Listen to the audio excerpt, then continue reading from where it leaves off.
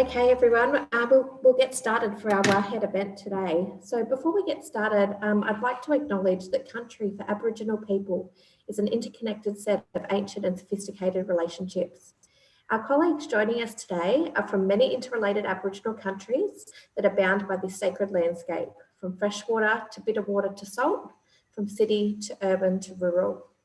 We acknowledge the custodianship of Aboriginal peoples of this place and space that has kept alive the relationships between all living things.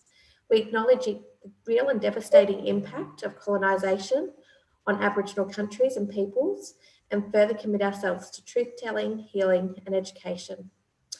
We would like to commence by welcoming you all to the first WAHED event of 2020.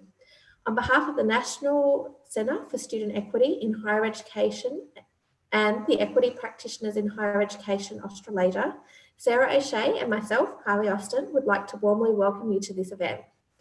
The theme of the Australasian WAHED event is to thank equity practitioners from across the sector for their tireless efforts in the face of a very challenging 2020 to increase access and participation in higher education for underrepresented cohorts of students.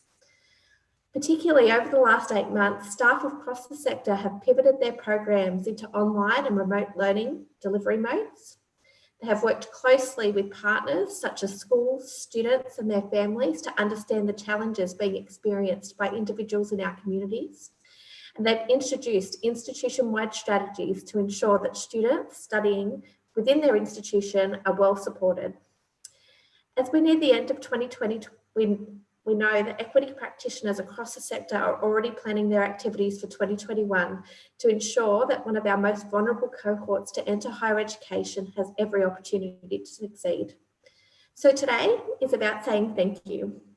Thank you for all the work that you have undertaken and for the work that you're planning to undertake to ensure that all students have the opportunity to access and succeed in higher education. Over the course of this 2-hour session today, you will have the opportunity to hear from Sally Kift about equity and the anxiety machine, fitting your own oxygen masks first. We'll then be joined by students who will be sharing stories about how individuals have enhanced their journey to higher education. And this will then be followed by announcing our champions for change for 2020. And we'll then have some time towards the end of the session to participate in health and wellbeing activities, as well as hearing some final comments from our students from across the sector. Feel free to jump on the chat at any point today and introduce yourselves to your fellow equity practitioners who are joining us from countries right across the globe. Thank you, Kylie. And we might have the next slide. So a little bit about WAHED. As Kylie said, we do have people joining us from all over the globe. We have well over 400 registrations today, not just within Australia, but also in New Zealand. We have colleagues over in the UK joining us as well. So as many of you may be aware, World Access to Higher Education is an international event. And this year the theme is WAHED 24. Global Conference Series, Access and Success in the Post-Pandemic World. So World Access to Higher Education Day, WAHED, is a platform to raise global awareness about inequalities in access and success in higher education and act as a catalyst for international, regional and local action. Australasia is the first region to host WAHED for 2020, with events being held in 6 other global regions scheduled over the next 24 hours. And I believe that after our session finishes today, we will move to the Asian conference. So to begin, I'd like to invite Graham Atherton, who's the director of the National Education Opportunities Network, to say a few short words about WAHED and to open WAHED for 2020. And we're going to hear from Graham via video. Welcome to the World Access to Higher Education Day. So thank you for colleagues in Australia for kicking off our day today. I'm sure many of you will know from being involved in previous World Access to Higher Education Day events. The World Access to Higher Education Day, or WAHED, is the global commemoration day that brings focus on inequalities in access and success in higher education across the world and acts as a catalyst for local, regional and national action to try and address these inequalities. My name is Graham Atherton. I'm Director of the National Education Opportunities Network in the United Kingdom, and my organisation NEON convenes and organises WAHED. It's wonderful that for the third time there is an event, a large event on WAHED, focused and organised in Australasia. We'd really like to thank our partners at EPHEA and the National Centre for Student Equity for organising today's event. As you probably will be told, or don't know already, if you're registering, there are 6 online conferences happening today for WAHED, and you're the first. So you're kicking off a day that will finish, it starts at 12 o'clock your time in Australia and finishes, I think, around 9 p.m. Venezuelan time. So that is more or less, I think, well into tomorrow in your time. I think hopefully these online conferences will be the largest single thing that WAHED has ever done, and I think also brings together hopefully nearly around 2,000 registrants we have across the world from over 80 countries who will be focusing on how they can collaborate and work together to address inequalities in access and success to higher education. All I have to say is thank you very much for taking your time to register. I hope you have a very productive conversation today, and I hope this acts as a springboard to move forward. I think the global pandemic has made it more important than ever that we work together to address the needs of the students we all serve. If we can't come together at this time to address these needs of our students related to COVID, as we know they are having their studies disrupted and their futures put in peril, then we can never come together. Thank you again, as I say, to EPHEA, to the National Centre for Student Equity, for organising today's event. I hope you're a very successful and productive conversation. I hope you can, if you're possible, find the time to come to one of our other events happening across the world today. So all I have to say is enjoy WAHED, and I hope to see you at some event later on today, if not sometime in the future. Thank you very much. And thank you, Graham. And we might just get you to put the PowerPoint back up. Oh no, we're going to move now to our first presentation, which is Professor Sally Kift, President of the Australian Learning and Teaching Fellows. So Sally is going to present on equity and the anxiety machine, fitting your own oxygen mask first, which will highlight the need for us to all look after ourselves before we start looking after everyone else. So Sally, over to you. So thank you very much, Sarah and Kylie, and welcome from Turrbal and Yagara land, where I am here this morning. I acknowledge all the elders, past, present and emerging, and any Indigenous colleagues we might have on the Zoom today. I'm grateful to be able to do this. I hope I do it justice. I should apologise to the students in the first instance, and I know there are students out there. The theme is to acknowledge and celebrate and thank our equity practitioners who do all this hard work for you. So equity and the mental health and wellbeing of students isn't so much foregrounded in this presentation. So this is what I'm hoping to do over the next 20 minutes or so.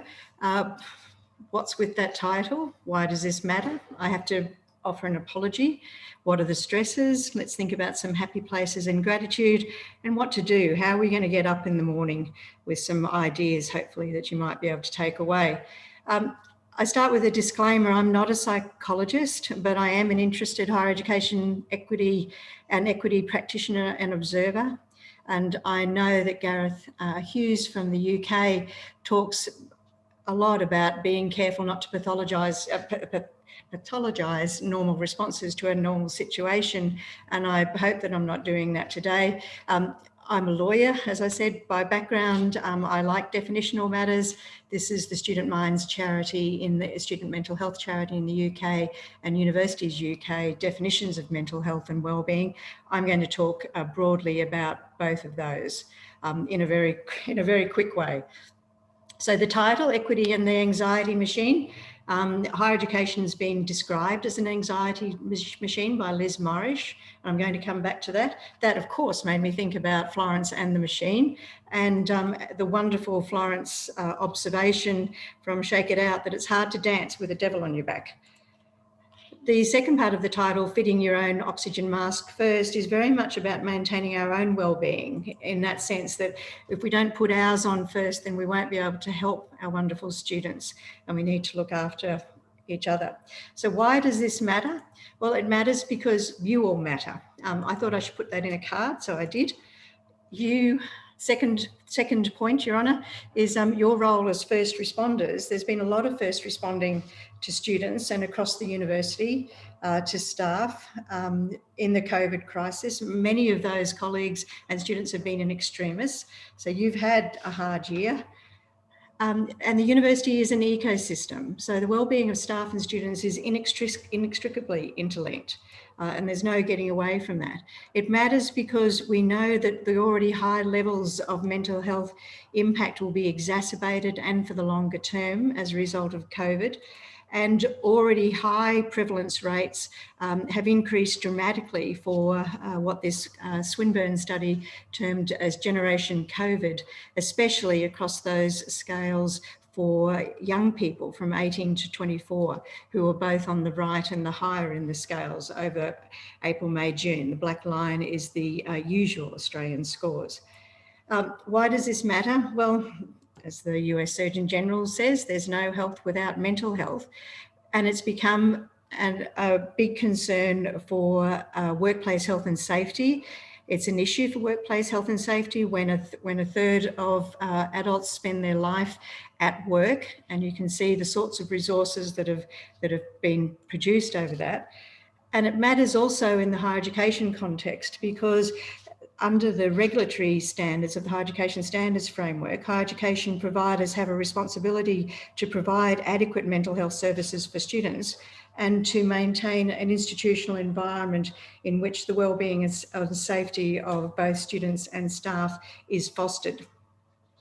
And so off the back of that Higher Education Standards Framework regulatory requirement, the Higher Education Standards Panel recommended in 2017, and the government accepted the recommendation, that every institution should have an institution-wide mental health strategy and implementation plan. And thanks very much to the Productivity Commission for ruining my presentation by releasing their final report on mental health yesterday. There's a recommendation in there about supporting the health of tertiary students and strengthening provider accountability. And you can see the 4 actions, which I really don't have time to go to, but it's around expanding the online mental health support for students, looking after international students in terms particularly of their health cover and cultural diversity needs, that all tertiary providers should have a student mental health and wellbeing strategy. So that reinforces the recommendation from the Higher Education Standards Panel, but it extends also in developing guidance for non-university higher education providers and vocational education providers. And finally, staff get a mention, which is a bit of a theme in this next few slides, that TEXA and ASQA, who are the 2 regulatory bodies for higher education and vocational education, should look to collect and disseminate evidence of interventions to improve the mental health and wellbeing of both staff and students.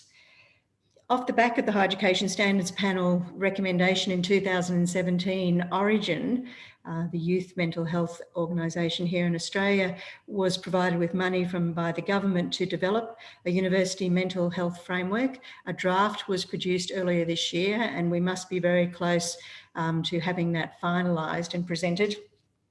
You can see the sorts of things that are covered there, all good work, of course, and obviously.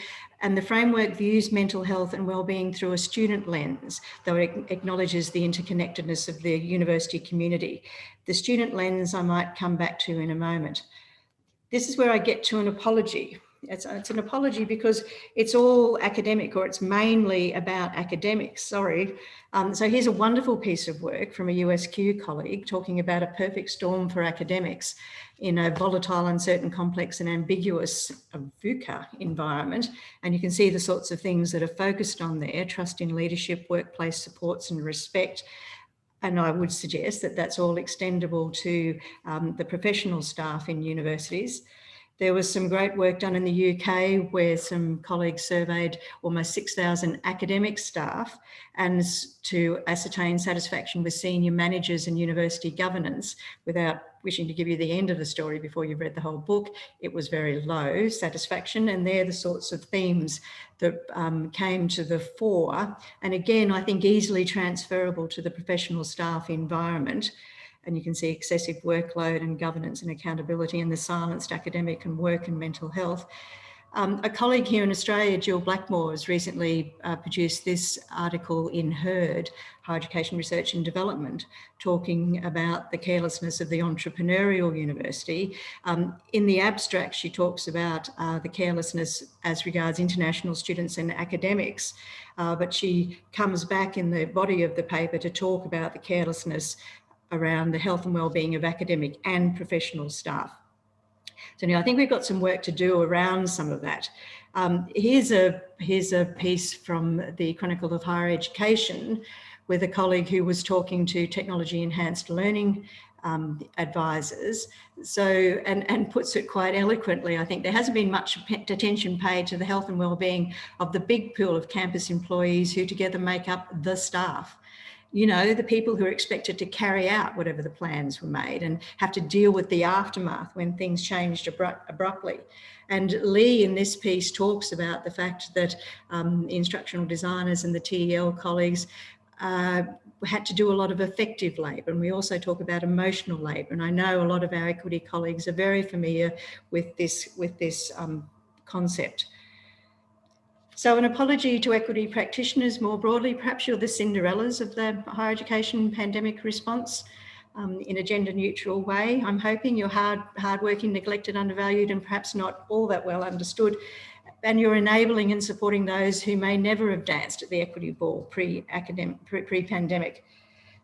It's not, there is work out there. So this now is the Student Minds, the UK student mental health charity, working across the sector very broadly. I think there are about 18,000 participants and contributors to the development of the University Mental Health Charter, organised under 4 domains that you could see there, with a very clear statement that the mental health of university staff, as well as students, is a growing focus area, and that studies of academic staff say that their anxiety levels might be potentially more than medical or police personnel, but acknowledging that at present little work has been undertaken to investigate the mental health of professional and support staff. So when thinking about what those stresses are, well, these are the generic stresses from the Workplace Health and from Safe Work Australia. And I think as you run your eye down that list about job demands and the control, organisational change and the way that's managed, organisational justice, a number of those will resonate with staff in university, whether they be academic or professional staff.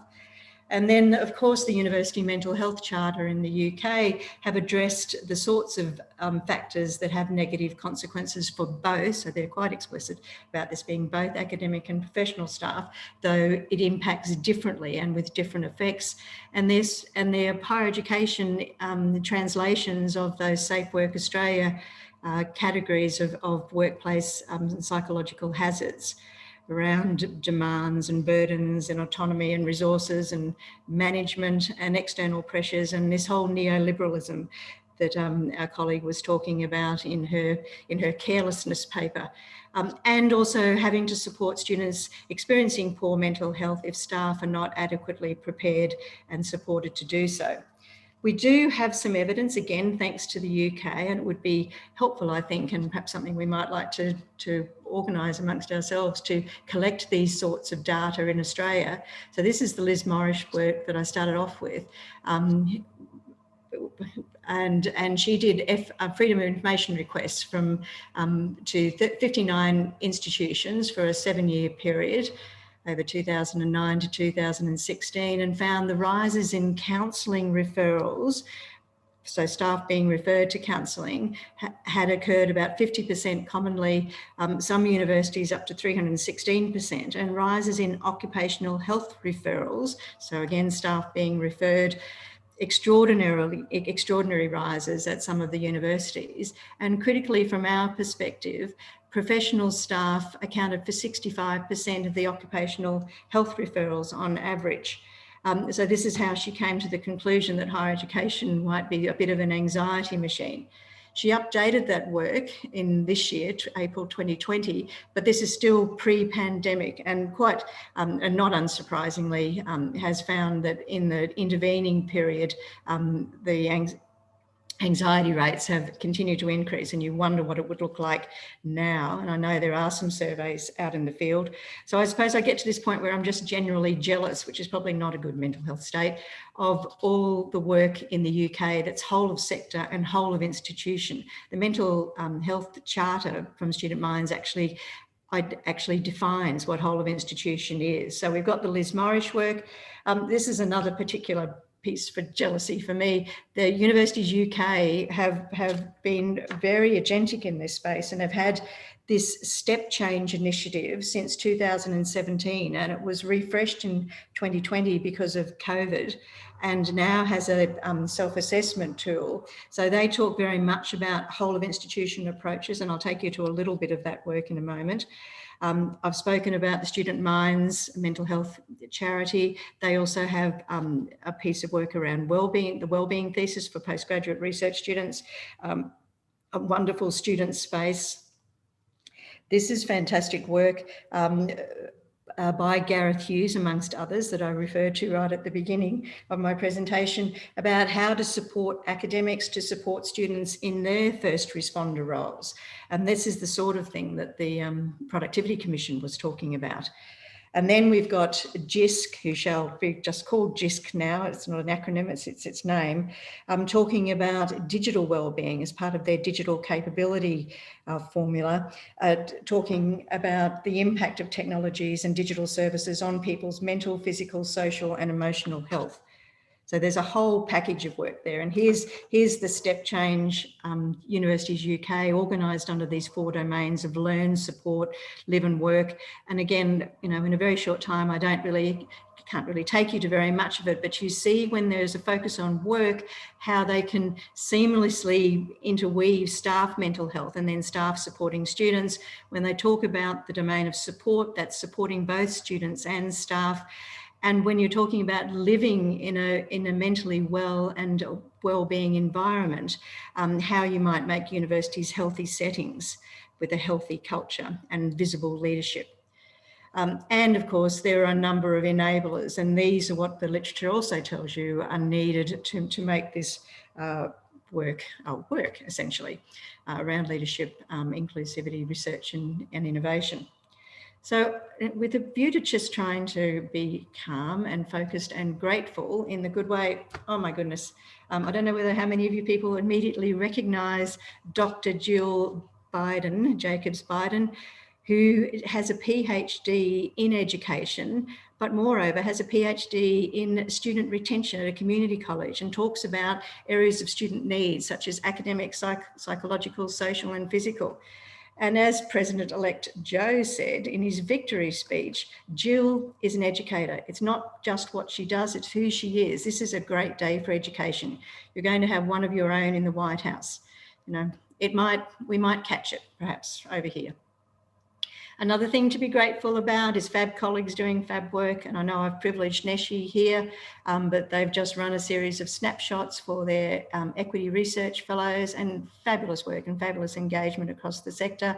But I know all of you listening today are doing work in your own way. So there's something to pause and be grateful about. And of course, all of our outreach work, which you've pivoted, which is the verb of the year, presumably. So this is in the UK, they're talking about outreach work and how that's gone. And the marvellous Anne-Marie Canning suggesting that we need a punk DIY ethic to make sure that we don't lose what's been hard won in higher education.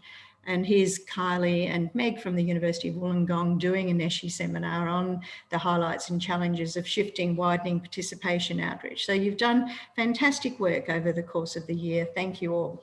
What's to be done? You see what I did here? What's that? I see, that's a fork in the road. Again, with terms and conditions applying that, you know, this is not, psychology is not my space, but I can read and I understand that there are some things that you can do around being healthy, understanding your stresses, being kind to yourself, practicing gratitude, relaxation and fun. And the work that was done on enhancing student wellbeing by the University of Melbourne in that Office for Learning and Teaching project also specifically included work around the psychological skills for the, framed as academic role, but again, I think it applies more broadly. And these are the sort of things we would be suggesting to our students and seek to normalise with our students, so that self-regulation and boundaries and having good help-seeking skills and balance, work-life balance, if that's not a complete Furphy and mystery, and resilience. And practicing care. So these ideas, which again came out across the work around curriculum design and how you assist and support the mental health and wellbeing of students, around connectedness, awareness of your stresses and energizers, resources and effectiveness. So I thank Dr. Jenny English for that work.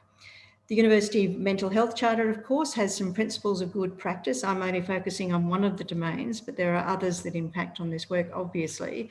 So when you're thinking about staff wellbeing, and again, you can already see some themes, even in a fairly short presentation, about workplace culture, interventions to support good staff wellbeing, support for staff who are experiencing mental health problems, and then staff development. And again, the Productivity Commission has already identified that as saying that the mental health strategy that every university needs to develop needs to include specific reference to staff training and development. And again, that UK piece around clarifying boundaries for academics, or those who really are the first responders when students come to them. So a lot of good work. But we're back to sort of sustaining and intrinsic motivation, which we know is important for us all to keep going. So there is this sustaining equity vision, the best chance for all. And this was produced by Neshi last year, or 2019, I don't know, I've lost track of my years, I so apologise. But I think this is work that we can all take to heart and progress and process through our individual contexts.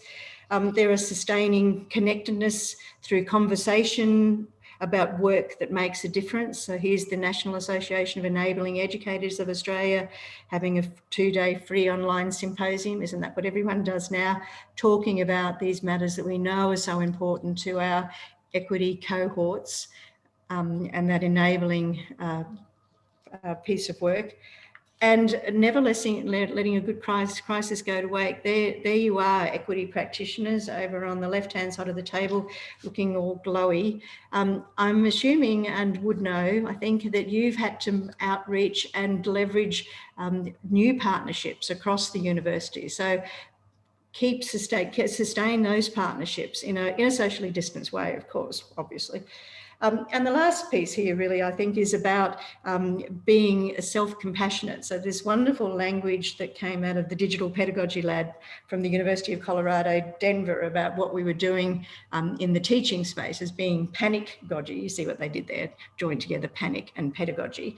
But the piece that I'm taking from this is that you need to have a sort of critical compassion. So be accepting. You've done your best and you focused very much on what's important, because that's who you are. So this is offered in a spirit of FUNSY. So the start of the year, what happened when you were told to plan for it, making the plan, the actual support. But as my 2-year-old grandson would say, you did good job. You did an amazing job, and you should be happy and satisfied and celebrate that for yourselves. Amazing work across the sector as well, again, at the risk of privileging one thing, but I was really taken with this. Victoria University colleagues have VU 11s, so for 15 minutes once a week, I understand at 11 o'clock, there is this opportunity to engage in wellness activities, and there's a series of them now available on a YouTube channel. And you can see almost immediately after 3 weeks from this piece in the campus review that the preliminary findings are this is effective.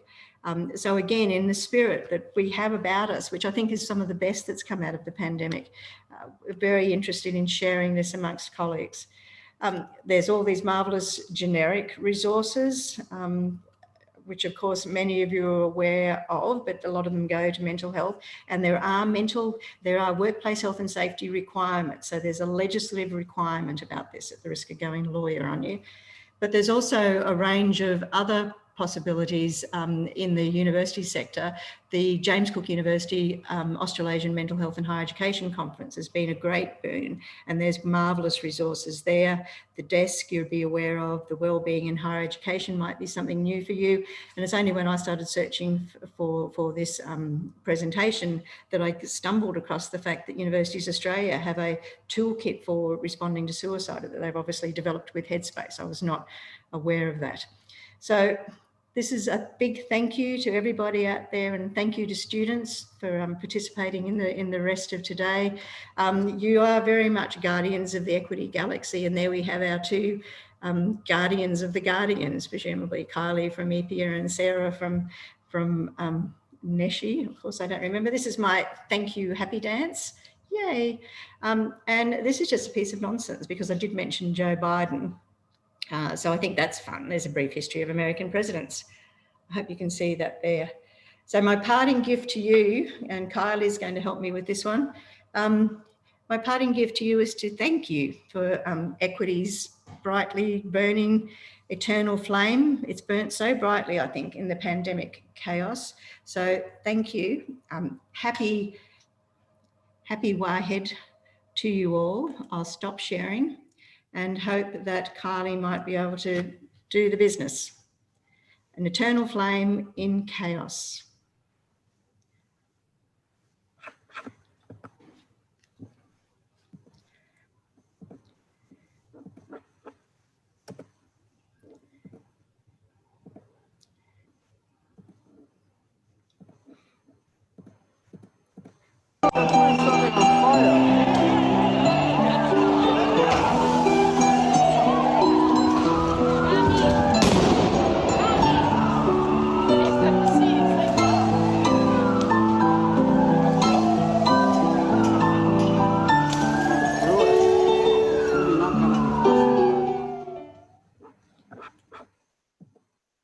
Oh, well, thank you so much, Sally. I'm sure you'll agree, you can always rely on Sally to pack as much in as possible into a 20-minute presentation. So the recording for today will be available on the WAHED page if, like me, you need to go back and have a look at all the content there. Thank you for a great presentation.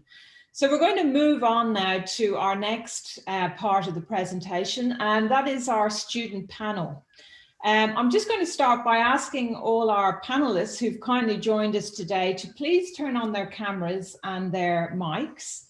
So I'm going to just briefly introduce them, and then we'll move to questions quite quickly after that. So we've got Ashley Wilcox from University of Technology in Sydney. Ashley, if you want to give a little wave there. Laura Christie from Queensland University of Technology. A little wave. Ashley Doherty from University of Wollongong. Another little wave. Brodie Nielsen from University of Wollongong. A wave. And Damon Stevens, who is a graduate of the University of Wollongong and now works at the Department of Education. Damon, do you want to give a little wave for everyone? So each of these students has had experience with equity providers in different ways. And so we've just asked them to speak about these experiences today. But perhaps let's start with asking each of them to just briefly tell them a snippet about themselves. And I'm going to call out names here because it's a bit tricky in Zoom. You never know whether you can talk or not. So I'm going to start with Damon, because Damon, you've successfully completed your degree and transitioned into employment with the Department of Education. So tell us a little bit about your journey. Yeah, thanks, Sarah. So my journey sort of began, I've grown up around Wollongong. I grew up in Albion Park, so for all of my life. So I went to the local sort of public schools, high schools, and I was sort of eventually decided that I wanted to go to university, wasn't too sure what to study, and I sort of gradually was involved with a few different outreach programs, such as the University of Wollongong's Inter-Uni program, which involved mentors coming out to our school and sort of giving us a bit of information and guidance. So then I kind of narrowed down that I was interested in English subjects, and then I decided that law was sort of for me. So then I attended the University of Wollongong, studying a Bachelor of International Studies and Laws, and I graduated in 2018. I was the first in my family to go to university, and so for me that was, yeah, a really proud accomplishment, and now I'm currently at the Department of Education, Skills and Employment in Canberra, so it's been a really good journey. Oh, that's fabulous. Thank you, Damon. I'm going to, because we've got two Ashleys on the panel, I'm going to go to Ashley Wilcox next. So I'm going to have to use both your names. Ash, do you want to tell us a little bit about yourself and your journey through uni? Yes, hi everyone. Well, I first began university in 2004 studying journalism at UTS, and I had a car accident halfway through that. So that resulted in an acquired brain injury, and that's when I got involved with accessibility consultants. From there, I ended up having to defer. I went into primary education at UTS, then kindergarten to Year 12 education at UTS, then ended up completing my degree with the University of New England, a Bachelor of Arts majoring in writing. Now I am back at UTS studying the Masters of High School Teaching. So a lot of subjects there. Yeah, quite an interesting pathway. Thanks so much, Ash. And now I'll move to the other Ashley. Would you like to tell us a little bit about your journey? Of course. So my name's Ashley. I'm at the pointy end now of my Bachelor of Medical and Health Sciences at UOW. Very similar story to Damon. So I am a local down here in Wollongong. Similar story, as I wasn't really sure what I was going to do when I finished high school. Nobody really that I knew or in my family had attended university before, but I knew that my passion lied in health and science, and that was kind of the next step that I should take to keep diving into that journey. And I was lucky enough to attend the summer masterclass, and that was my first interaction with people from the outreach and pathways from the university, which really, yeah, helped guide my journey and what were those next steps that I needed to take. Oh, that's great. Thank you so much, Ashley. Laura, would you like to just tell us a little bit about yourself as well? Sure. So I'll just start with a little bit of a project that I am working on personally. So Yamakara, which is how are you? Ngati Yui Yalara Kara. My name is Laura. Ngatu Nyampa Mai Kara. I'm a Nyampa woman. My journey started later in life. My dad was my main influence. He studied at QUT as a member of the Ujuru unit, and both of them, my dad and the Ujuru unit, were key to my journey. Completed my Bachelor of Business HR and my Bachelor of Behavioural Science Psychology dual degree in 2019. Bit off that to where I am currently on the 24th of December 2019.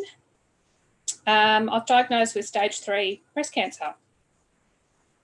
2 operations, a lumpectomy and a full mastectomy, 5 months of dose-dense chemo, 5 weeks of radiation, and I'm now 5 years of hormone blocker, sorry. But I'm currently 6 months into my Master of Philosophy. And I've got to say that more informal practitioners have been integral in the journey post my degrees. Thank you, Laura. Thank you. Sorry. Oh.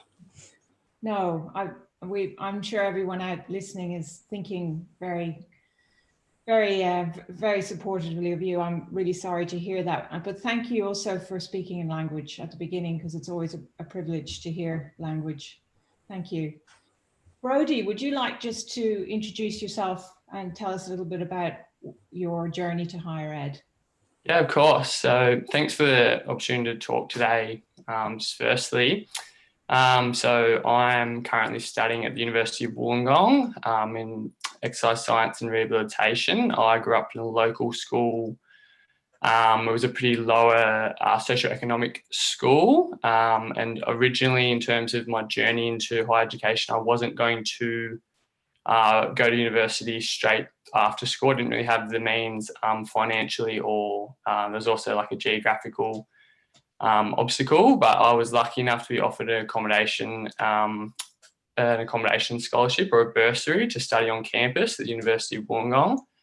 So that was a really, in terms of equity and I guess accessibility to higher education, that was probably a really good example, I suppose, for myself of ways to incentivise,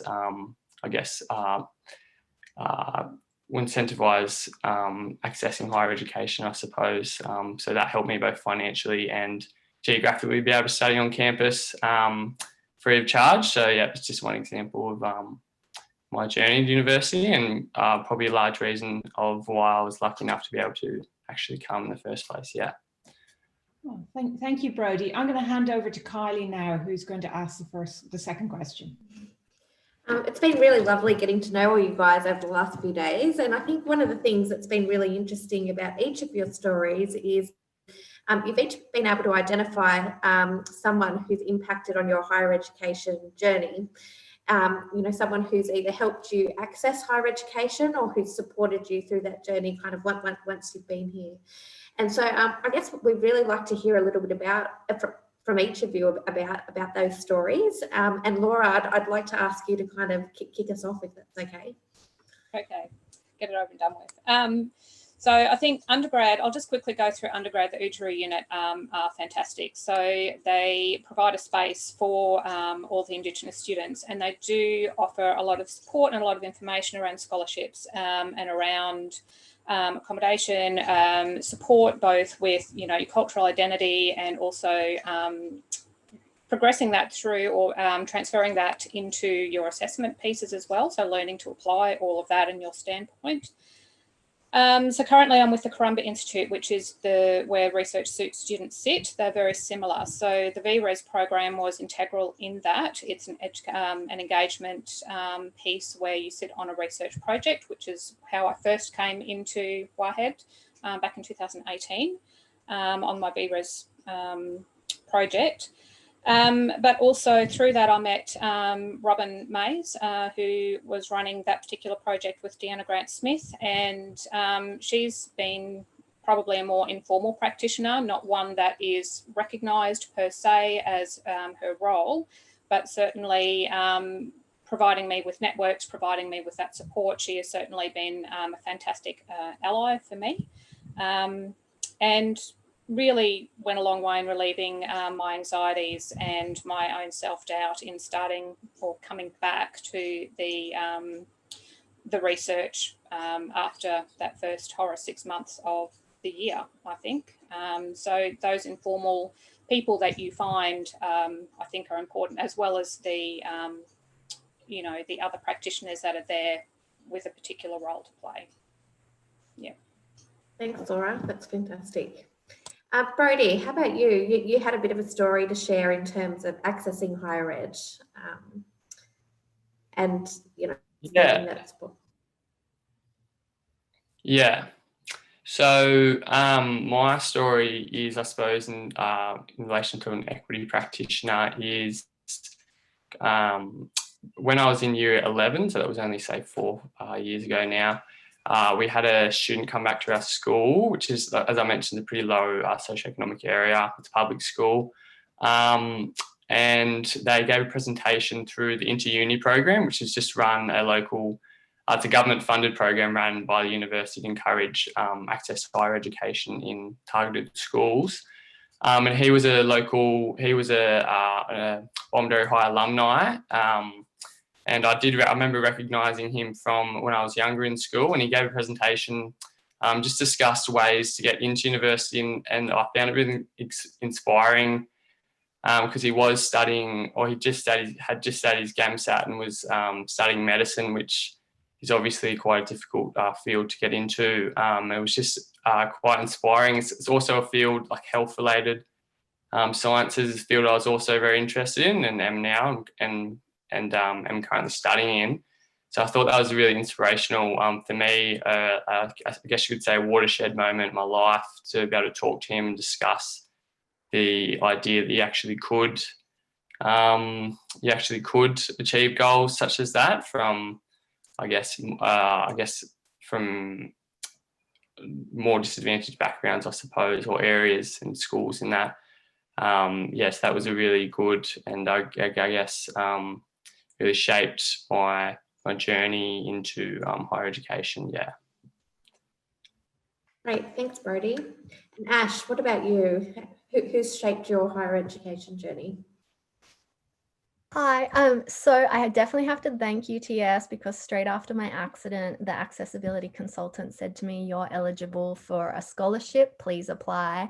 And that is the incentive that definitely kept me like studying, even though physically I couldn't attend a lot with UTS, but when I could, then I could get the scholarship. So that kept me there. And that's when I went to UNE, and because it was online. And then I have to definitely thank my accessibility consultant there, because she said, "You are eligible like with your study access plan for a 2-week extension." She said, "I really want you to make use of these because it's what will get you over the line." And then in that final year of my undergraduate, using that advice, I got all distinctions, even one high distinction. So that was phenomenal for me because I had used university for my recuperation. Now coming into the masters, I've utilized extensions, not all the time, but sometimes.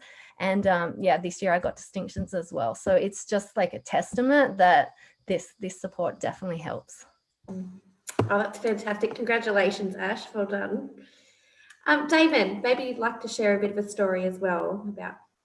Yeah, so I have a couple of sort of mentor figures that have inspired me, and I think they were to sort of get to the point of being in university. So for me, one of them was quite similar to the story Brodie was describing. So the inter-uni mentors from the University of Wollongong would come out to high schools and give us information on different careers and what uni looks like, and sort of help paint a picture of what uni was like and what you might be able to study and the different career options. So for me, being the first in family, I had almost no knowledge of what university was, other than it was a place that you could go to after you finished high school if you wanted to. So for me, I actually bonded with one of the sort of mentors, had a discussion in the classroom just about me asking some questions after the presentation he gave about what is uni, how often do you have to go, how many subjects can you study, and kind of giving me that clarity was really helpful in being able to imagine what uni would be like, and I could sort of start picturing myself as actually being on the campus. The second sort of mentor that inspired me was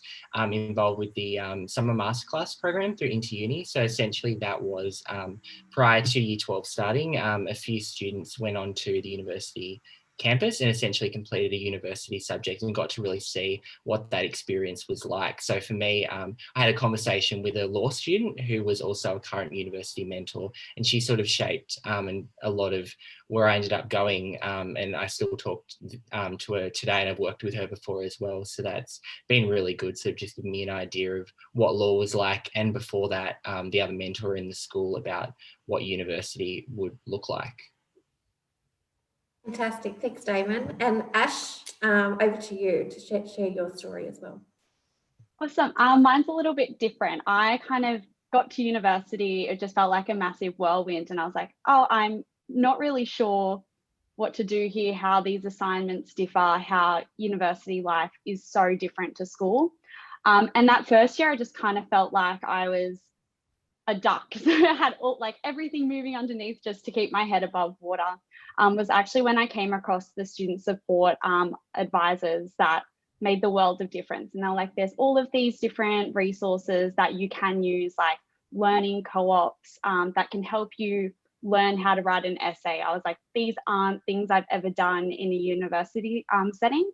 And they just really helped to bring down those anxiety levels and just really focus on learning and not being so overwhelmed by every other factor that was contributing in my second year of my undergraduate degree.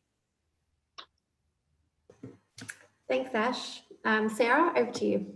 Yeah, look, I think it's lovely hearing from everyone, because what stands out for me is that there is sort of a key person or key people that really made a tremendous difference, but often what they did was not a huge thing, but it was very significant for each of you in different ways. So I'm going to move to the next question, and I'm going to pitch this one at Laura as well. If you're ready for another one, how did your university experience, including your involvement with widening participation programs and student equity initiatives, shape your pathway during and also post university? So during university, there's just that support. So especially with Ucharu, like creating space, and I guess being in that space, and with the Currumbin Institute, you're with other people who are in similar situations, and that's always really nice. It got me onto campus pretty much every day. It formed new friendships, and it really did make the process good, really good. I thoroughly enjoyed it. The VRES program, going through that, so that was part of the Currumbin Institute and Ucharu together. So sitting on that particular project really, you know, that sort of helped in that academic journey, I guess, because it opened up more knowledge, not just to the corporate world, because you have all of those practitioners that come in and say, you know, we'll get you into internships, you know, Indigenous internships, which is great, and I use that. But this was a different kind of pathway. And these practitioners really do give you the opportunity to see more than one direction, I guess, and to allow you to see where you best fit. Obviously, mine is in research, stupidly enough. So, yeah, having that particular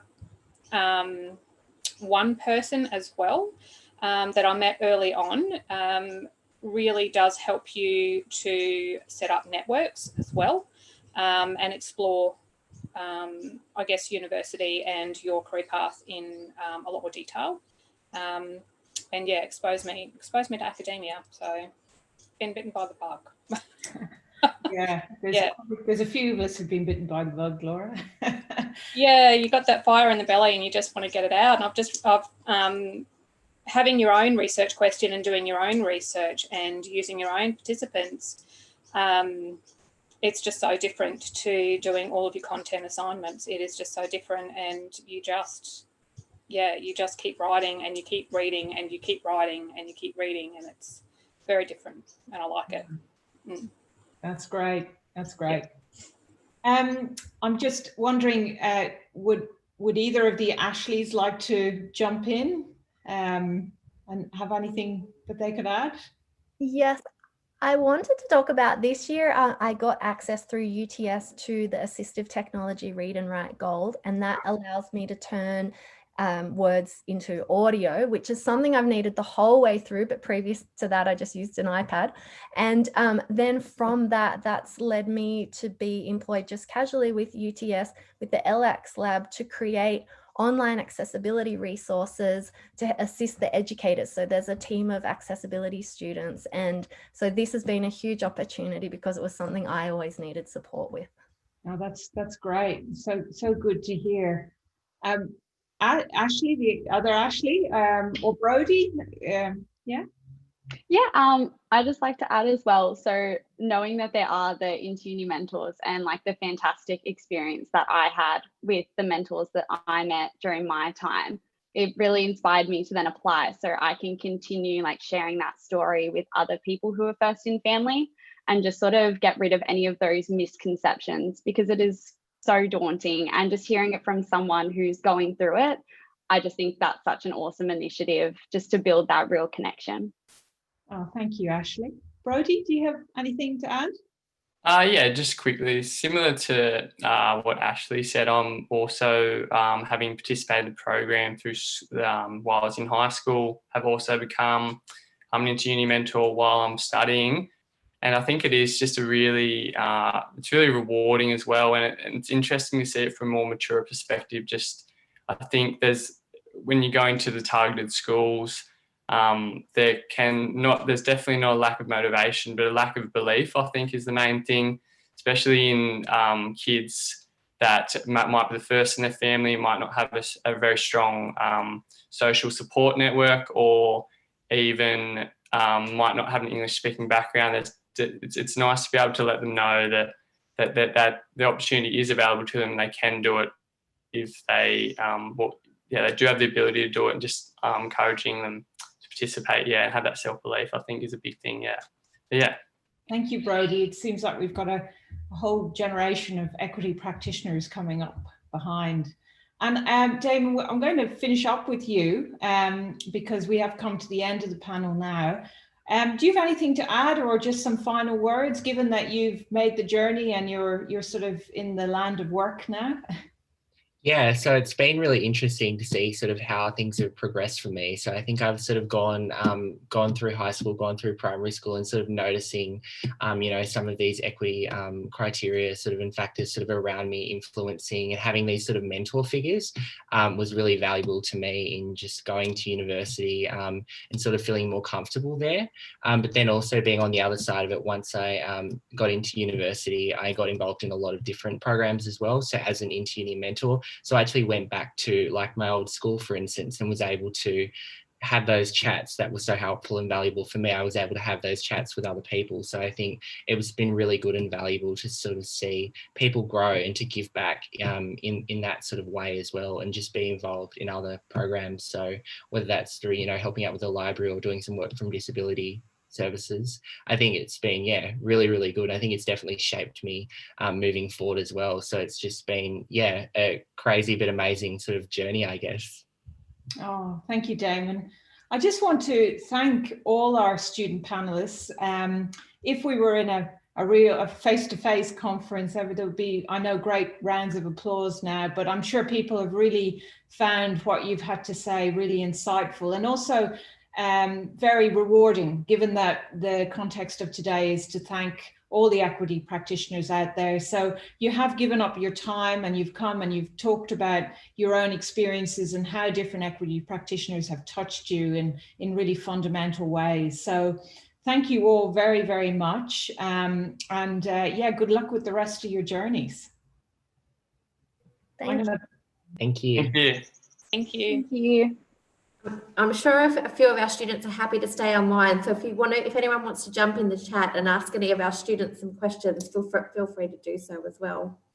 So thanks, guys. We'll get you to turn your videos and your mics off, and we'll get you guys to jump in the chat in case anyone has any specific questions for you.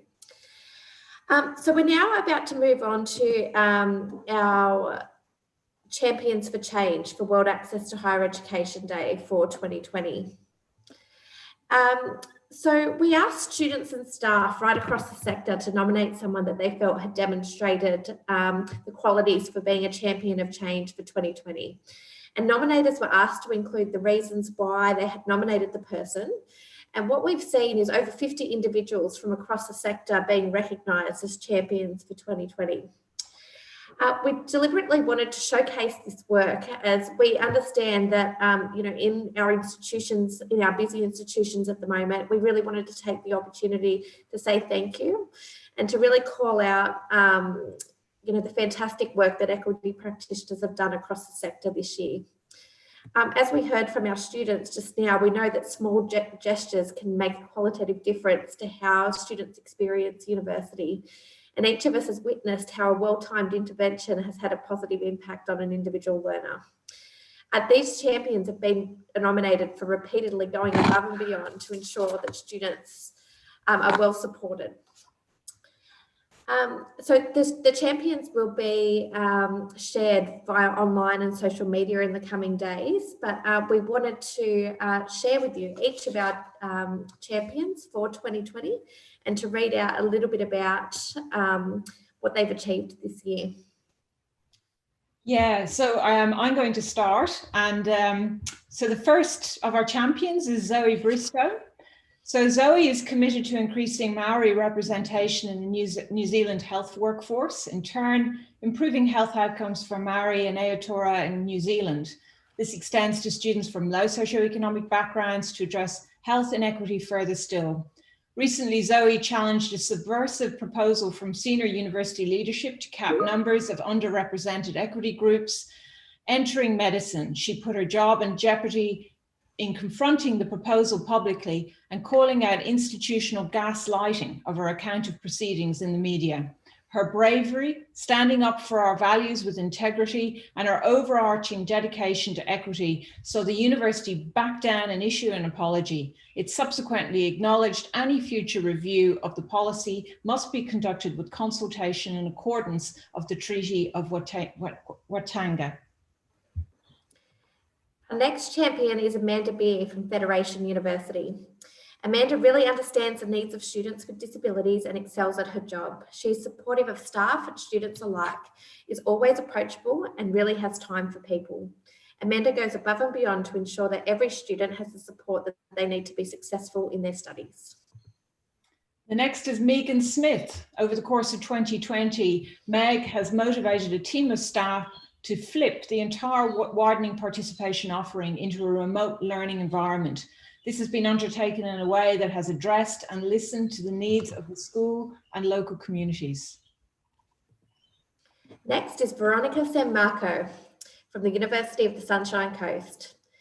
No task is too big, no mountain is too high, and no day is too short when it comes to Veronica finding ways to provide above and beyond leadership to her team, as well as the institution, to be USC's diversity and inclusion champions.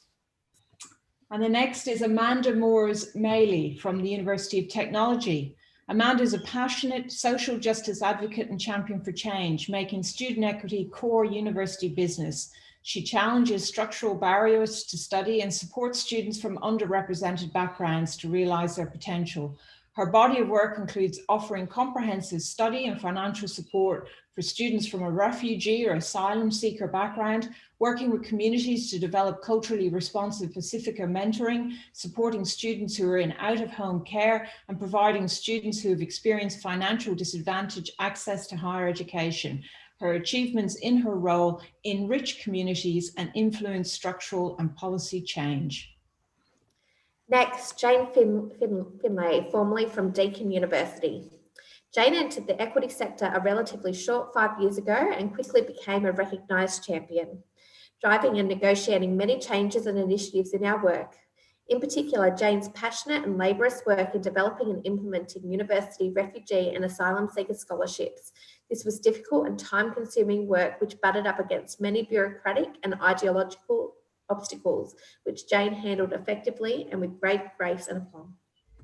And the next is Rob Cummings. I know Rob is here, so feel free as well to jump into chat and congratulate anyone you might know who's getting one of these Champion for Change awards. So Rob's compassion and commitment to equity and inclusion reaches deep into the hearts of everyone he has worked and connected with, be it staff, students, or the wider community. He has helped countless staff and students feel supported, valued, and acknowledged. Rob has been a true champion for change at Southern Cross University and has worked tirelessly and achieved so much across all areas of equity and inclusion, from widening participation in schools to refugee programs. His contribution to SCU, Reconciliation Action Plan, and Indigenous events is supporting students of diverse gender and sexuality and initiating and leading the university's First Ally network, creating focused educational programs for students and staff to create a respectful and inclusive environment for all. Rob's presence and work at SCU will have deep and lasting impacts across both student and staff programs. His passion for equity is felt across the entire institution and beyond into the communities in which he is based. We are unfortunately saying goodbye to Rob in 2020. However, this nomination is a befitting farewell to a person who will continue to champion change wherever he goes. The Uni to Beyond team at the University of Sydney. Uni to Beyond is an initiative for adults with intellectual disability who want to experience university life. Uni to Beyond students study for interest as audit students at the University of Sydney and are supported by peer mentors to make social connections and to work towards individual learning goals. There are unique barriers that are experienced by people with intellectual disability who are typically excluded from the university environment. Whilst formal enrolment into university for people with intellectual disability is mostly unattainable, over and over again, findings demonstrate that the wide-reaching benefits. Uni to Beyond not only supports students with intellectual disability to experience university life, but also supports Australia to meet its requirements as a ratified member of the UN Convention. And next is Kate Morris, and Kate has been nominated as she is a crucial member to our team and our objective to make higher education more equitable and accessible. Her wisdom and experience enables our team to engage with schools and students smoothly, and she has risen to the occasion many times to lend a helping hand to not only team members, but also other programs and initiatives. She is committed to the work we do as equity practitioners and is a highly respected friend and advisor to the whole team. Tani Mary from the University of New South Wales is recognised within UNSW as a caring advisor, generous colleague and dynamic advocate for change when it comes to working with and for equity cohort students. Tani's frontline work in the equity space at UNSW has informed her PhD project, which will add a much needed contribution to knowledge with regards to embodied labour undertaken by equity practitioners in universities across Australia. Despite the challenges caused by COVID-19, Tani has remained positive, energetic and optimistic. She always goes the extra mile to care for her students and find ways to navigate the structures and systems of the university. Bethany Ross. Beth is a social justice champion with a passion for student equity. This year has seen significant pivots in her work with rapid transition to online student engagement. At all points, she has remained responsive during periods of change, addressing the emerging needs of underrepresented young people and their families. Pia Robertson from the Queensland University of Technology goes above and beyond to design engagement opportunities in the creative arts that are accessible and relevant to equity cohorts who may not otherwise have the opportunity or see the value in participating in creative outlets. Pia consistently demonstrates her passion for young people, particularly those who are disengaged or who have aspirations that the arts, and uses creative outlets to help them realise their potential. The next is Professor John Fischetti, who is at the University of Newcastle. He's dedicated and committed to increase higher education equity, diversity and inclusion. He has worked tirelessly as a change maker to develop and implement alternative equity pathways into undergraduate programs. This has paved the way for many students who otherwise would not have had the opportunity to pursue an undergraduate degree in an area they are passionate to pursue. Next is Umnia Khan from the University of Western Australia, who is an inspiration to many of her students who have had the opportunity to know her. She is compassionate, a true champion for change, and lives a life of service. She developed the UWA Fairway program and has become known as a uni mum for many students due to her commitment to her work. Darlene McLennan has forged herself a national reputation as an outstanding advocate for equity of opportunity for people with disability. In her advocacy, she has been both creative and tireless, embracing new technologies and opportunities to engage with critical stakeholders. Darlene has sought a fairer system that embraces the principles of universal design for learning and a person-centered approach to support and mitigate barriers. All who know her, myself included, value Darlene as a strong networker and collaborator and acknowledge her as a passionate and tireless mentor, advocate, supporter, leader, facilitator, connector, strategic and conceptual thinker, friend, role model, champion for inclusion, and driver of change. Jamie Beveridge, the director of the University of Wollongong's Woollyunga Indigenous Centre. Jamie's passion and vision towards increasing inclusion has reshaped not only the physical space at UOW, but has led her to build a new team and a new team culture, prioritising unprecedented levels of individualised student support at WIC. Jamie's many efforts and initiatives have not only made tertiary education more accessible and realistic to an ever-increasing Indigenous Australian student cohort, with her leading role in safe space and celebrating diversity initiatives such as forging unified safe environments. Jamie has ensured positive change for many communities through the empowerment of those students who fall under the equity banner. Next is Laurie Peretti. Laurie is always first in line to volunteer and be involved with improving access and availability of higher education to all students. Laurie works across the university, academically and professionally, to source information, knowledge, resources that all assist students. Laurie has worked over and above what is expected of staff in 2020 to ensure all continuing and commencing students in any way affected by the pandemic can continue their studies and live a safe life. Dr. Issa from Curtin University was nominated by several of her students for being an outstanding supervisor and providing support, guidance and mentorship. Sanal Singh. Sanal has demonstrated ongoing initiative, strategic leadership, and dedication to student equity. She is a role model in the field, and her passion, dedication, and body of work influences structural and policy change. Dr. Lynn Stewart and Auntie Leone Smith from the University of the Sunshine Coast are committed to building and promoting reconciliation between Indigenous and non-Indigenous Australians and implementing strategies to increase the participation rate of Indigenous Australian students in higher education study.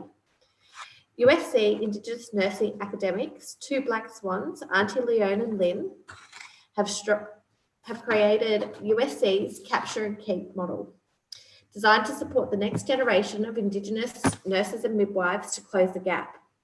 The model supports Indigenous nursing and midwifery higher education students to succeed in their studies.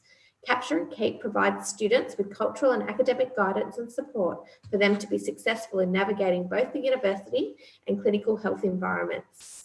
Auntie Leone and Lynn skillfully work in partnership with the USA student support systems to facilitate students' best outcomes. Recognition must go to the two black swans for their ongoing commitment to reconciliation and the ability to identify and embed multiple initiatives with USC and the broader community. I had the great pleasure of meeting Auntie Leone once.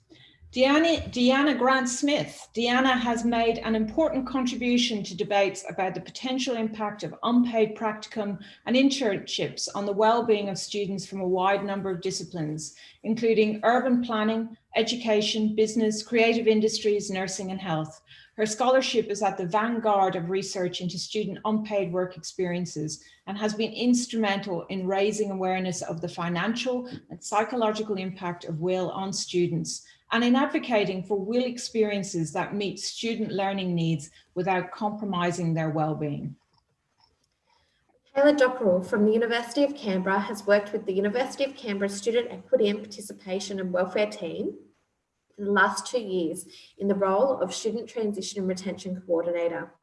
She is a dedicated and passionate leader who is instrumental in bringing people together so that all UC students have access to transformative, supportive, and positive educational experiences. Michaela has also been instrumental in providing swift and meaningful responses to the COVID-19 pandemic. As the university moved to remote learning and teaching and the campus went into lockdown, Michaela stepped up, working tirelessly to ensure that students were communicated with and supported at every opportunity. David Swain, another one of our male colleagues. There is a slight gender imbalance in these nominations. David has a never-ending bucket of energy to champion change at local and systemic levels for inclusion, sharing best practice to ensure people with disability are effectively empowered to achieve their potential in all domains. David has instigated various regional and national initiatives, including EAQ and USEP, contributing to government lobbying on behalf of Attend, and has a detailed underpinning knowledge of policy, legislation, and funding that informs his motivation to make change happen for the greater good. And he's a lovely person to chat to, which always helps to connect to and be inspired by his passion, insights, and determination. Sharon Twyford from the University of Wollongong has committed over 30 years to enabling students to achieve their study goals. Sharon has supported students on entry to UAW through the Wollongong Indigenous Centre, as well as working on a range of projects to retain students from targeted equity groups to progress with their degree. John Tran. John is an innovative and creative champion for change. He works every day to support students from disadvantaged backgrounds in accessing higher education. His body of work includes offering support for students from a refugee or asylum seeker background and working cross-institutionally. He is passionate about supporting communities to have equal access to enter and succeed at university. Siri from CQ University has worked in the enabling sector for the past 25 years, initially employed in 1994 as a campus coordinator and lecturer within CQ University's Skills for Tertiary Education Preparatory Studies course. Karen is now the Associate Dean, School of Access Education, and is also the chair of NIA. Karen has a true heart for enabling. She strongly advocates for enabling and believes in the philosophy behind the widening participation agenda. She always considers what is best for the students coming through the program. She stands proud when she witnesses our enabling students transition into higher education and go on to complete a degree. She's the true epitome of a person who is a champion for change and will continue to be the voice of the enabling students at every opportunity at her disposal. Sarah Walker. Sarah has worked tirelessly over the past 10 years at ANU, dedicating her time to the well-being and support of ANU students. She's dedicated to improving the experience of students at the ANU, and in particular those from equity or untraditional backgrounds. She has been instrumental in establishing programs to support equity students, including the First Year Experience Program, which supports the transition to university for students from equity groups such as rural and remote backgrounds, low SES students, and first generation students. As manager of the engagement and success team, she ensures that this dedication to supporting the well-being of our students and equal access to opportunity is prevalent in all of our student experience programs. Deb Toman from the University of Technology has helped support a student in their studies this year by introducing them to the Read and Write Gold Assistive Technology. The audio speaker has helped the student achieve distinctions and took a lot of pressure off the student. Deb helped grant extensions as well. She's been warm and positive and sending all the students all the information they require. She has known the student for many years and saw her recuperation progression. It has been a comfort to have someone in the university who has witnessed their study journey for over a decade and will always advocate on their behalf so that they can achieve their goals. Deb tries to find solutions so that students can be fully supported and let students know about things that they may not have been aware of. Professor Kylie Reedman. Kylie provides exceptional leadership across Murdoch University on a wide range of areas contributing to equity in higher ed. She ensures that every staff member understands and sees their responsibility and ability to make an impact on the experience and success of equity students, particularly students who are first in family, Aboriginal and Torres Strait Islander students, and low SES students. She is vocal in her advocacy for all areas of the work and openly speaks with the university community about the unique challenges that equity students may face and the ways that we can help them succeed by leading targeted initiatives that aim to support and improve the experience of equity students. Next is Sharon Stewart from the University of New England, who was nominated by both a student and a colleague, who both said that her enthusiasm is infectious. Sharon was very attentive and proactive in her approach to working with this student, who wrote, "Incredibly, I went from just passing all distinctions and a high distinction in my final year of studies at UNE. It is proof that extensions can help accessibility students reach their full potential."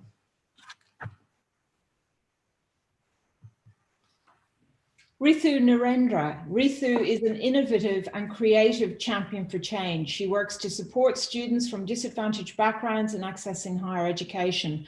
Prior to the current role, Rithu was an ambassador working in high schools, directly impacting the lives of other students through the sharing of her story and experiences. She is passionate about supporting communities to have equal access to enter and succeed at university.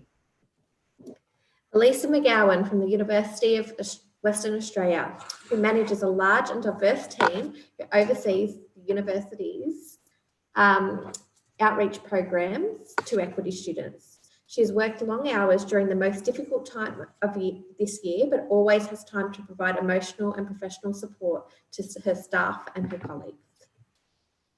Sarah Ellis is a program manager within the CSJI. She has 7 years experience working in the higher ed sector, leading strategic planning for student equity and academic support programs. She has experience coordinating design, implementation and evaluation of outreach programs that aim to increase the participation of students from identified equity backgrounds, with an emphasis on equitable academic attainment and access. Kate Flynn from the Queensland University of Technology has worked in QUT's equity unit for many years and has coordinated QUT's widening participation program since 2016. She tirelessly advocates for the valuable WP work conducted by QUT, the Queensland statewide consortium, and nationally is on the EPHEA executive. She is a strategic thinker who always goes the extra mile, lately against considerable headwinds, and all decisions are based on their value to equity students. Ingrid Cummings. As Curtin's Nyanyar cultural advisor, Ingrid goes above and beyond to support and drive change across the organisation and our wider community, celebrating and embedding Nyanyar culture as a part of Curtin's identity and guiding our way to reconciliation. Liz Penny from the University of Technology, Sydney, was this student's very first accessibility consultant after they had their car accident. Liz let the student know that she was eligible for a diversity access scholarship, which really helped the student in her studies and to go on and complete their Bachelor of Arts and now continue with their Masters. Liz introduced the student to technology supports, the option for extensions, all things that the student was unaware of. It was reassuring, and this is why they could still continue to choose UTS as the university to study with. Mary Teague from UNSW. Mary offers expertise and leadership at UNSW and to the national equity space. Despite the challenges of a professional review resulting in a leaner team and COVID-19, Mary has made significant positive changes since taking on a role as Director, Access and Equity in late 2019. She has worked tirelessly and collaboratively across the institution to forge new pathways for equity students through the UNSW Gateway Early Conditional Offer Programme. This project is groundbreaking, visionary in its scope, collaborative shape, and it has high goals. Kudos to Mary. Emmeline Dodd from the University of Technology, Sydney, has practiced and researched within student equity, widening participation and access pathways to higher education for 8 years across a number of institutions in New South Wales. His combined extensive practitioner experience and research capabilities influence the tertiary education landscape to be more inclusive and accessible.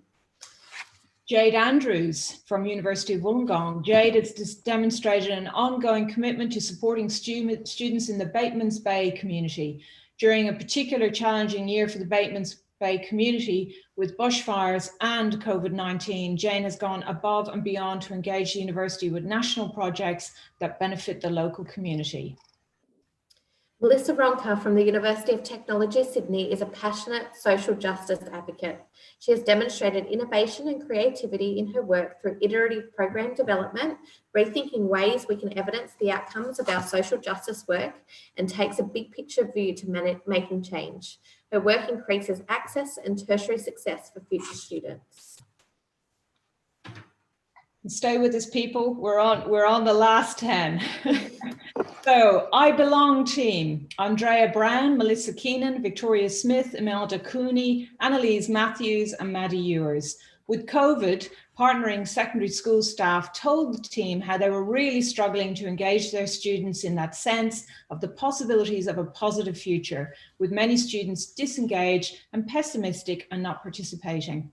The I Belong team swiftly reimagined their program to deliver a series of online and digital events, drawing on the best of RMIT's disciplinary expertise in our teachers and students who engage others with their passion for and expertise. The success of this year's digital program has not overcome some of the expected delivery challenges related to COVID, but it has also demonstrated the potential of remote delivery of I Belong's aspiration raising program to regional, rural and remote schools. When young people's futures in terms of access to tertiary education and employment are quite a bit bleaker with COVID, this team demonstrates the RMIT values of passion, inclusion and agility to have impact in young people's sense of themselves and their possibilities. Nicole Clark from the Queensland University of Technology. Although a lateral equity practitioner via the QUT library, Nicole is a true champion for change in the equity sphere. She's always the first person to ask how her influence or area can help implement equity initiatives, and is an active, productive participant to raise awareness of Aboriginal and Torres Strait Islander cultures and ensure that QUT is a safe place for the LGBTIQ&A+ communities. Shannon Van Zanen. Shannon is a superstar. She goes above and beyond to make higher education more inclusive and accessible. Shannon coordinates UOW's Year 12 UPP program. This program is usually a face-to-face program. However, this year with COVID, the program was pivoted to 100% online. Shannon was a leader in this change. Her tireless work resulted in more than 400 equity students completing the program. She kicked the goals and the program was a huge success. Kendall Power for the University of Technology, Sydney is an innovative and creative champion for change. She works every day to support students from disadvantaged backgrounds in accessing higher education. She is passionate about supporting communities to have equal access to enter and succeed at university. The RMIT Equitable Learning Services team, which is comprised of Rick Boffa, Mark Mallet, Hannah Friedman-Smith, Joseph Beswick, Maddie Dack, Jacintha Jones, Jessica Craig Piper, Smoxy Chen, Rima Munir. In the year of considerable disruption associated with COVID-19 and the transition to online and remote learning, the RMIT Equitable Learning Service team has provided wonderful services to students with disability. In addition to providing professional consultation to over 3,000 students with disability, mental health issues, or who are carers, and this is up from 1,740 in 2019, so a huge increase. They have undertaken individual reach outs to all registered students. They've also engaged in far more liaison with teaching staff, ensuring that they are well supported to implement reasonable adjustments and inclusive teaching practice in the online learning environment. Sharon O'Sullivan from the University of Wollongong is a champion of change from the peer learning team. She is dedicated and committed to ensuring inclusive and accessible access to peer learning programs, assisting thousands of students in achieving academic success in their higher education journey for over a decade of her tenure in this team. Shannon's dedication to going above and beyond is highlighted through her commitment to the peers that then facilitate the programs. This involves training, managing and mentoring peer student leaders growing over the last 10 years from 60 to over 100 each year. Shannon has curated a community of not just competent but confident peer leaders that support our community of practice. Maren McCracken. Maren has been an advocate for students with disabilities at Deakin University for decades, and the deep experience and commitment to the students and her staff has made the path so very much easier for hundreds of students. Her current emphasis on working towards inclusive education is challenging as it involves cultural change, long-term approaches, creativity and good humour, but she isn't letting the task daunt her. This year has been particularly challenging for Maren and her staff, and they have gone above and beyond for the sake of their students. David Eckstein from the Swinburne University of Technology has been nominated for his infectious enthusiasm and dedication, a true champion of change. Kolshi Woodward. Kolshi is always finding gaps in our policies and procedures and exploring ways to fill those gaps by continually promoting inclusivity. And finally, we've got the RMIT Equity and Inclusion team. Jenna Skalakis, Kath Davies, Stella Armstrong, Riley Edwards, Rebecca Datson, Georgie Larkins and Jade McKenna. As COVID impacts emerged, many students were ill-prepared for off-campus learning, with concerns regarding access to campus resources, including technology, and the loss of academic and peer networks. They had severe financial hardship and a lack of government income support for many, as well as anxiety and distress for themselves and their families with precarious accommodation. In addition to the usual student services, the Equity and Inclusion team student group managed the COVID-19 grant scheme with $10 million of hardship support for technology and emergency financial grants, as well as practical support, advice and referrals for basic emergency living needs and wellbeing. There were contributions from so many across RMIT, but this award nomination recognises the particular contribution of the Equity and Inclusion team student group over so many months to prioritise the design, management and implementation of this grant scheme. One student recipient wrote, "Thank you very, very much. I was so stressed and overwhelmed. You helped me so much exactly when I needed it." So I hope you don't mind that Kylie and I had both decided that we really wanted to read out all the nominations. I know that was quite lengthy, but we felt it was important that the people were acknowledged for this work. And we're sure there's more people out there who would also like to be acknowledged, or people feel they should be. You can still nominate a champion for change, and all champion for change will receive a small gift. via the mail over the coming weeks, which I cannot tell you, but I think some people may want this gift. So there'll be a link to all the nominations and information about each of the champions, and that will be shared online as well. We'll also be featuring them in posts of various kinds. So we'd now like for each of you to take some time out of your day to focus on your own health and well-being. So we have 3 health and well-being sessions running. We have an online scavenger hunt hosted by the University of Tasmania, and that's being hosted by Debbie Hindle. We've got desk yoga being hosted by University of Wollongong, and that's being facilitated by Penny Barber. And we have guided meditation by Curtin University, which will be run by Mel Henry. Now, these sessions will be hosted in the Zoom breakout rooms. And so to go there, you will need to follow the link in the chat. Now, it may be a little bit further up in the chat now because we've had such an amount of chat.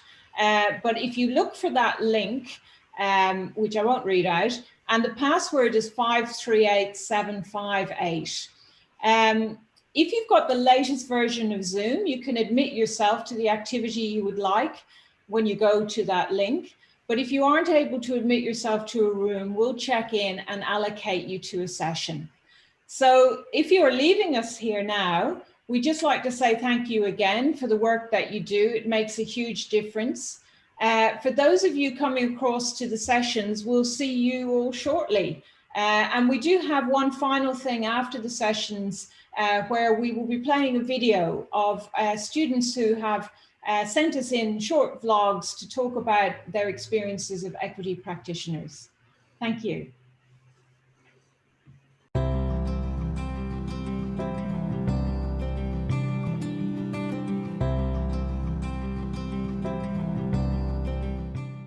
My name is Leander, and I'm a proud Māori doctor because of people like Zoe who have given me love, support, guidance, motivation, and who've helped me become the person I am today. Forever grateful. Hi, my name's Taz, and having the opportunity to study at a regional campus in Bega was the greatest opportunity of my life. When I first finished high school, I moved away from the area to study at a university in the big city, and it just didn't work out for me. Wrong place, wrong time, whole lot of reasons. Because of the experience I'd had with the local university campus through high school and some of the relationships I built up with there, I was able to sort of build the confidence to have another go in what was sort of a really terrifying prospect, and re-engage myself in such a wonderful community. 4 years down the track, here I am about to graduate with honours. It's a great opportunity, and it's something I'm very proud of. I honestly don't think I would be where I am today if it wasn't for Zoe and the influence she's had on my tertiary study journey. If it wasn't for her, I wouldn't have gotten the Tukeka scholarship and I wouldn't be at medical school now. She's had a massive impact not only on me in terms of my tertiary education journey, but also my whānau more broadly, being the eldest of 8 children and now being the first in my whānau to study. Now it's become a normal thing for my siblings, my younger siblings coming through. And she also sets a really positive example for me as a Māori wahine as well. Yeah. My name is Claudia and I live on the far south coast of New South Wales in a small town called Eden. And I'm currently about to finish my final studies in a Bachelor of Nursing. This wouldn't have been achievable if it wasn't for the university preparation program in Year 12, which allowed early entry into University of Wollongong. I chose to study at the local UOW campus Bega and situated a position as a university mentor to further help collaborate with local schools on the opportunities for local students to study at a university level.